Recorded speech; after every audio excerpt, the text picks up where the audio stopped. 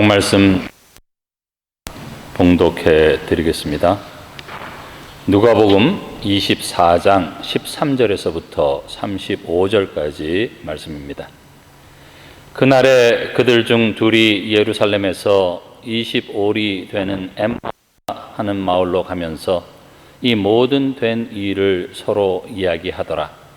그들이 서로 이야기하며 문의할 때에 예수께서 가까이 이르러 그들과 동행하시나 그들의 눈이 가리어져서 그인 줄 알아보지 못하거늘 예수께서 이르시되 너희가 길 가면서 서로 주고 받고 하는 이야기가 무엇이냐 하시니 두 사람이 슬픈 빛을 띠고 머물러 서더라.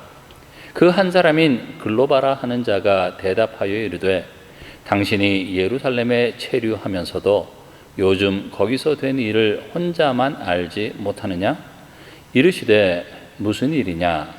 이르되 나사렛 예수의 일이니 그는 하나님과 모든 백성 앞에서 말과 일에 능하신 선지자이거늘 우리 대제사장들과 관리들이 사형 판결에 넘겨주어 십자가에 못 박았느니라.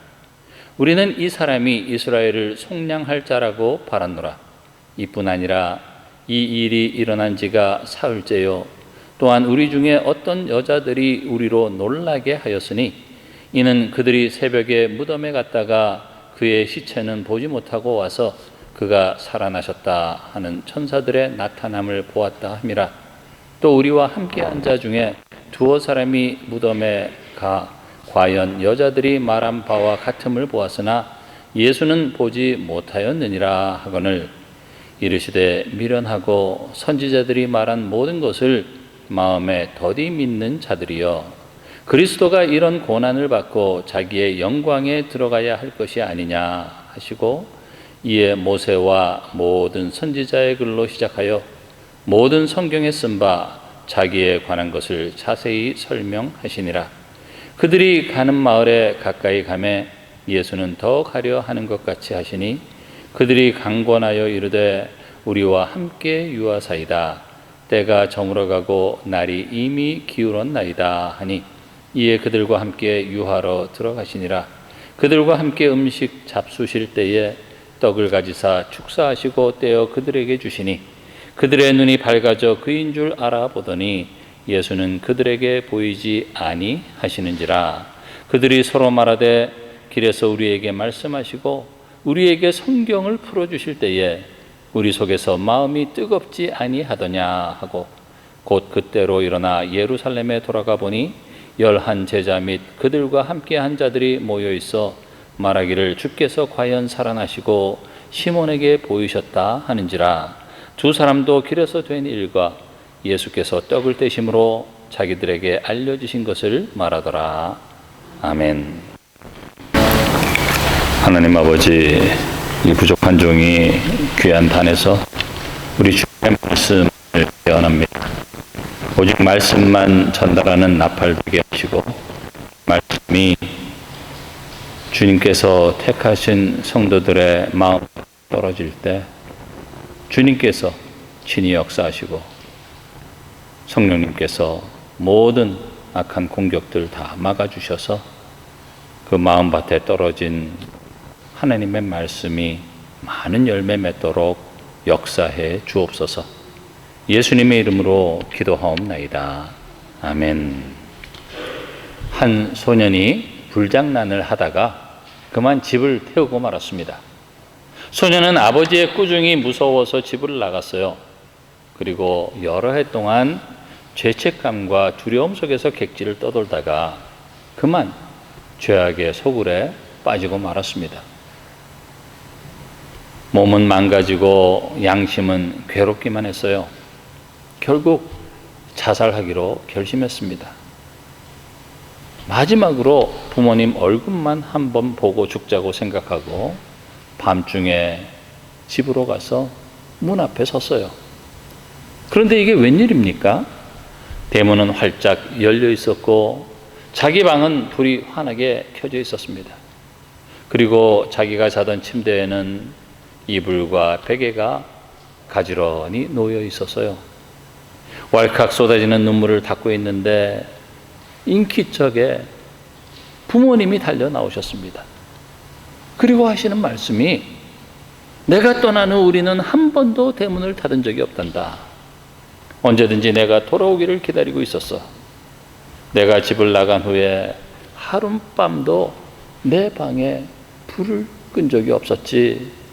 내가 없어진 이후 한 번도 우리는 편히 잠자리에 들거나 맛있게 음식을 먹은 적이 없었단다. 아버지는 아들의 방황이 끝나고 돌아오기를 언제나 기다리고 있었던 것입니다. 오늘 본문 속에 나오는 두 제자도 방황하고 있었어요.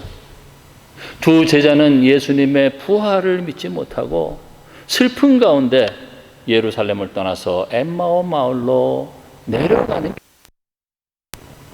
이 엠마오라고 하는 이 말의 뜻은 알지 못하는 길이라는 뜻입니다. 엠마오로 가는 길은 불확실한 길입니다. 방황의 길이죠. 예루살렘에서 엠마오로 가는 길은 내려가는 길입니다. 낙심의 길이고 절망의 길이고 믿음이 흔들린 길이었어요. 두 제자는 예수님의 죽음으로 모든 소망이 무너졌습니다. 그런데 그 길에서 부활하신 예수님이 그들을 찾아오셨어요. 오늘도 주님은 방황하는 우리를 향해서 열린 문을 두고 기다리고 계십니다. 아멘. 첫째, 사람은 부활하신 주님을 만나야 그 인생의 방황이 끝나게 됩니다. 두 제자가 엠마오로 가면서 이 모든 된 일을 서로 이야기할 때 부활하신 예수님이 그들에게 가까이 하면서 조용히 동행했어요. 그런데 제자들은 눈이 가려져서 그가 예수님인 줄 알아보지 못했습니다. 그들은 예수님을 단지 예루살렘에 와서 유월절을 지키고 돌아가는 순례자로 생각했을지 모릅니다. 두 제자는 예수님의 죽음에 대해 자기들의 생각을 이야기하면서 계속 걸어갔죠. 아마 예수님이 그들의 대화에 끼어들지 않았다면 똑같은 이야기를 엠마오에 갈 때까지 계속 반복했을 것이고 계속해서 좌절 가운데 있었을 것입니다. 그런데 갑자기 예수님께서 그들의 대화에 끼어들면서 그들의 고민과는 전혀 상관이 없는 것처럼 도대체 무슨 이야기들을 그렇게 하느냐 하고 물어보았어요. 그때 두 사람은 슬픈 얼굴로 머물러 섰는데 글로바라고 하는 제자는 예수님의 말을 듣고 아마 속이 터지는 것 같았을 거예요. 그래서 아니 어떻게 예루살렘에 있었다는 사람이 거기서 된 일을 혼자만 모르느냐 하면서 핀잔을 주었습니다.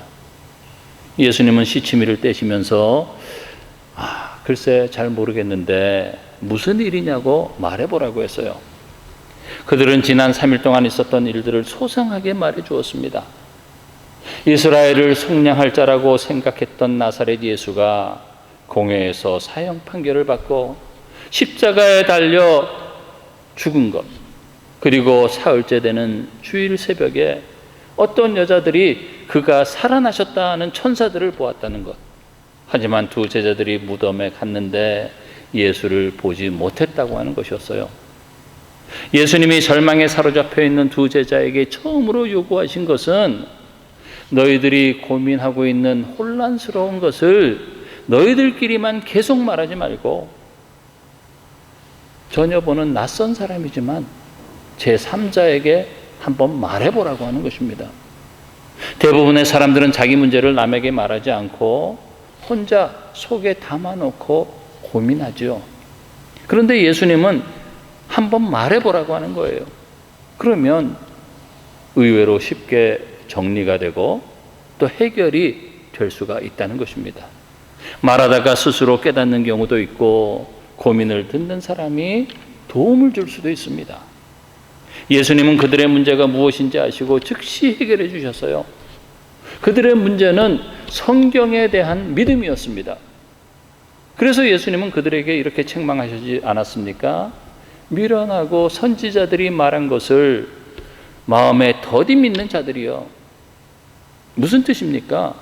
너희는 성경을 읽을 때 머리로 이해가 되는 것만 받아들이느냐? 너희들은 왜 너희 생각을 성경보다 더 앞세우느냐? 왜 성경을 믿지 못하느냐? 그런 말씀 아니겠어요?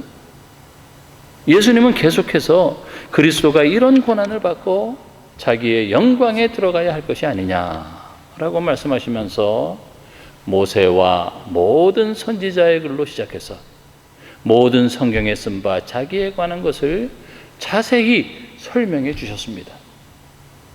우리는 예수님이 간단하게 자신의 못자국과 창자국을 보여주시면서 내가 죽었다가 살아나지 않았니? 라고 말씀하시면 믿을 텐데 라고 생각할지 모르겠어요.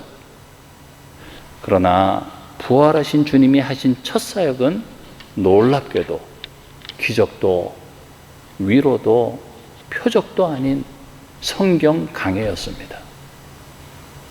예수님은 자신이 성경 전체의 중심이라고 분명히 말씀하셨어요. 따라서 우리는 신구약 성경 66권을 읽을 때 모든 부분에서 예수 그리스도를 볼 수 있어야 합니다. 창세기의 언약은 그리스도를 향하고 있고 출애굽기에 나오는 어린 양은 그리스도를 예표합니다. 또 시편에 고난받는 의인은 그리스도를 가리키고 이사야서에 나오는 종은 그리스도를 예언합니다. 모든 선지자의 메시지는 그리스도에게로 모아지는 거예요. 성경은 도덕책이 아니라 구속의 책입니다. 그 중심은 예수 그리스도이죠. 두 제자가 방황한 이유는 예수님을 잃어서가 아니라 성경에서 말하는 그리스도의 구속 사역을 보지 못했기 때문입니다. 오늘 우리도 마찬가지예요. 때로 방황할 때가 있지 않습니까?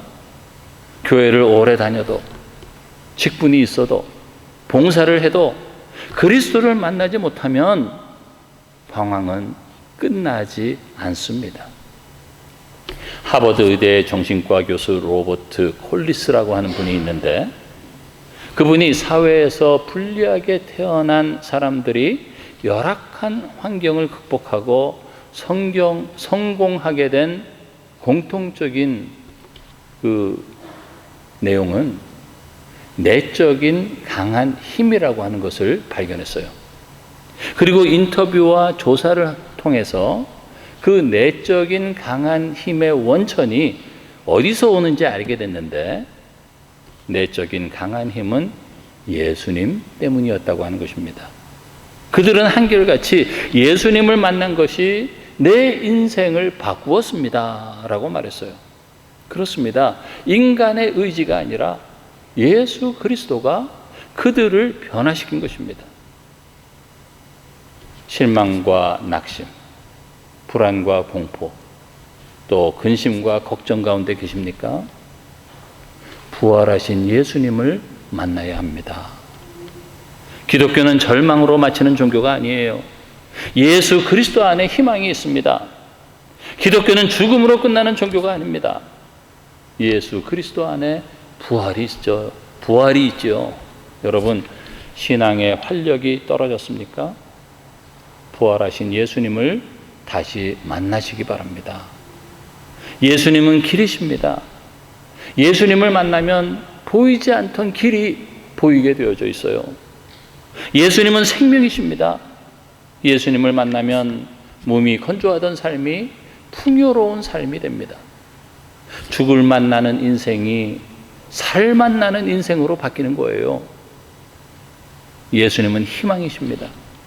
예수님을 만나면 절망이 변해서 빛나는 희망이 됩니다. 반드시 우리에게 찾아오시는 부활의 주님을 만나시기 바랍니다.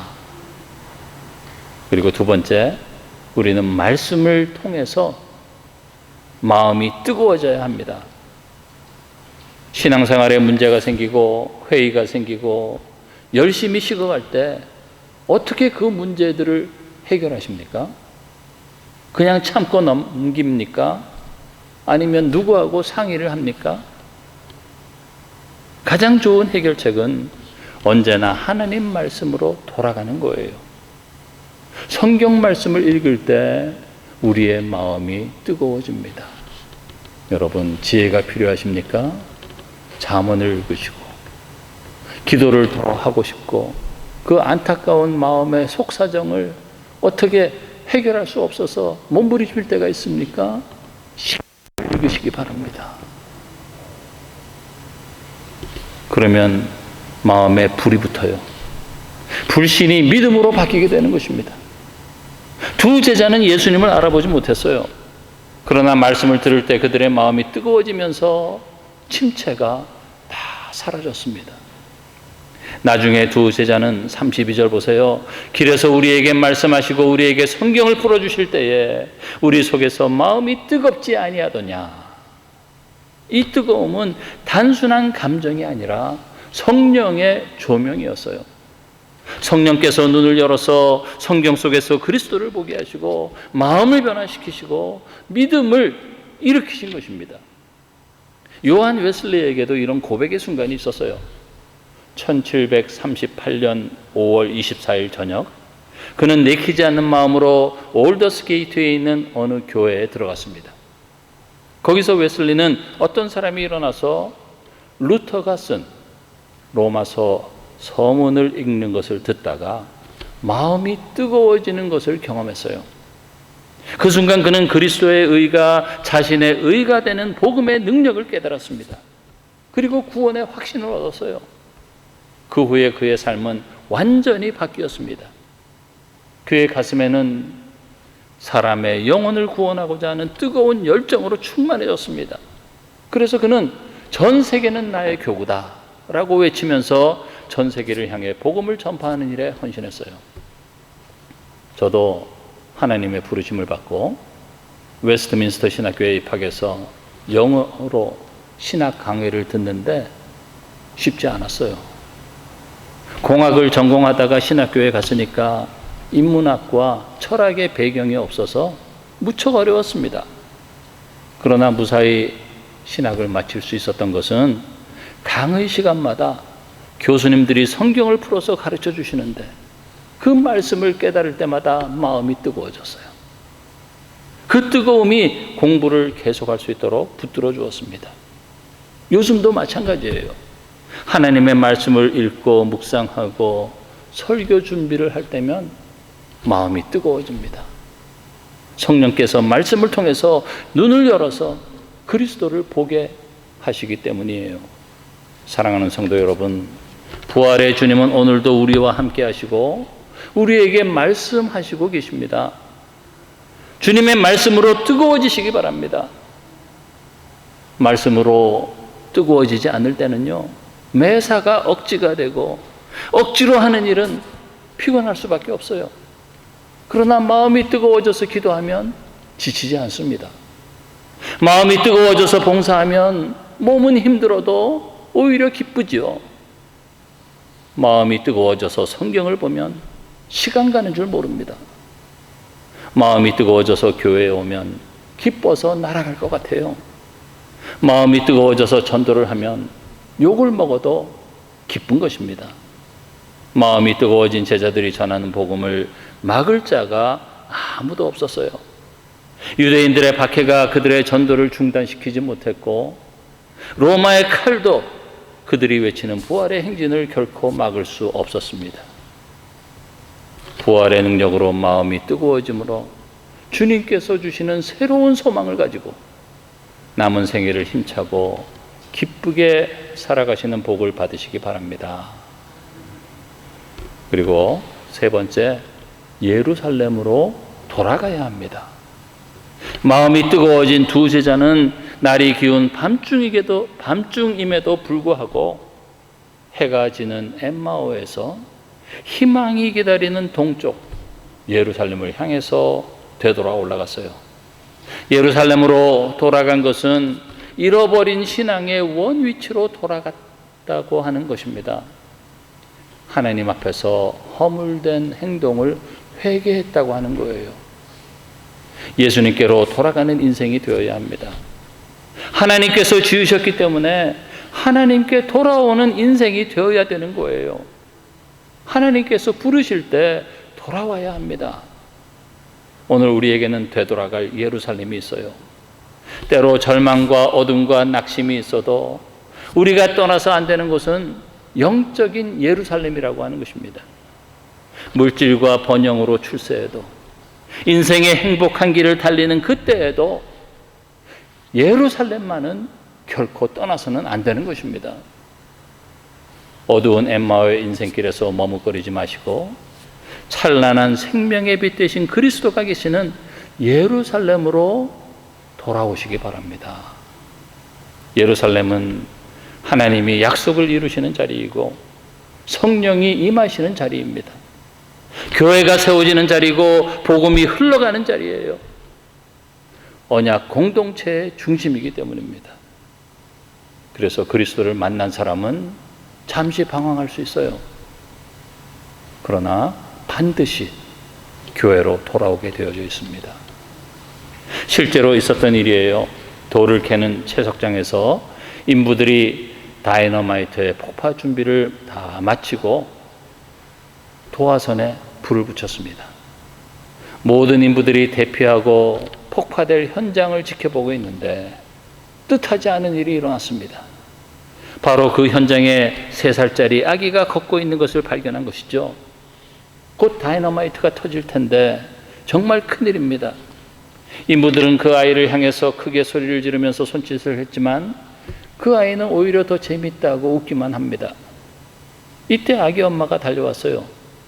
아기 엄마는 본능적으로 아기에게로 달려가려고 하다가 갑자기 그 자리에서 무릎을 꿇었습니다. 아마 그때 달려갔으면 아기와 엄마 모두 죽을 수밖에 없었을 거예요. 무릎을 꿇은 엄마는 아기를 향해서 2팔을 크고 넓게 펴고는 얼굴에 환한 미소를 가득히 지었습니다. 그리고 부드럽지만 분명하게 말했어요. 아가야, 이리 온. 그러자 아기는 엄마에게 달려왔습니다. 품에 안기는 아기를 잡자마자 엄마는 대피소에 뛰어들었고 그 순간 다이너마이트는 굉음과 함께 폭발했지요. 아기와 엄마 모두 다 무사할 수 있었습니다. 오늘도 우리 주님께서는 2팔을 벌리고 우리를 부르십니다. 주님께서는 우리를 부르실 자격이 있어요. 왜냐하면 십자가 위에서 2팔을 벌리고 우리의 모든 죄 문제를 해결하셨기 때문입니다. 얘야, 이리 오너라. 예루살렘으로, 주님의 품으로, 주님의 교회로 돌아오라고 하는 부르심입니다. 주님의 품을 향해서 돌아가야 합니다.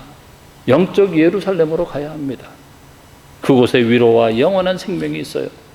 주님께서 우리의 방황을 끝나게 해 주실 것입니다. 혹시 신앙의 뜨거움을 잃어버리고 혼자 모든 것을 짊어지시고 계십니까?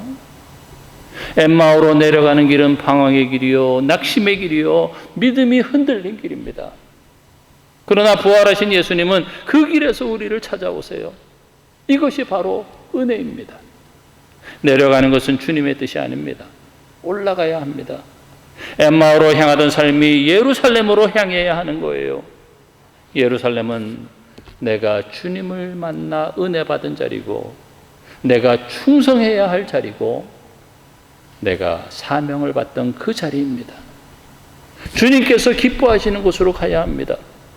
함께 주를 섬기고, 함께 기도하고, 함께 전도하고, 함께 봉사하고, 나눔이 있는 곳으로 나오시기 바랍니다. 이제 방황은 끝나야 합니다. 더 이상의 방황이 아닌 정착이 이루어져야 하는 거예요. 은혜의 정착입니다. 충성의 정착이지요. 삶의 방황은 이제 끝입니다. 신앙의 방황도 이제 끝이지요. 부활하신 예수님을 만나면 인생의 방황이 끝나는 것입니다. 사랑하는 성도 여러분, 예수님은 부활하셨어요. 예수님의 무덤은 빈 무덤입니다. 만약 예수님의 부활이 거짓말이라면 우리의 모든 믿는 것은 헛것이 되고 맙니다. 예수 그리스도의 부활은 분명하고 확실한 역사적인 사건입니다. 엠마오에서 뜨거워진 마음으로 예루살렘으로 올라가는 두 제자들처럼 우리의 삶도 부활하신 그리스도를 향해 올라가는 삶이 되기를 우리 주님의 이름으로 축원드립니다. 기도하겠습니다. 사랑과 은혜가 충만하신 아버지 하나님, 하나님은 우리 각 사람의 모든 형편과 사정을 다 아십니다. 말할 수 없었던 사정, 다시 한번 우리 주님께 기도로 고백합니다. 주님께서 오셔서 우리 사랑하는 성도들의 어떤 문제든지 친히 해결해 주시고 항상 마음의 뜨거움을 가지고 주님을 위해 헌신하고 봉사하고 예배하는, 그리고 또 주님의 지상명령에 순종해서 선교하고 전도하는 우리 귀한 성도들 다 되게 해 주옵소서. 우리 주 예수 그리스도의 이름으로 기도하옵나이다. 아멘.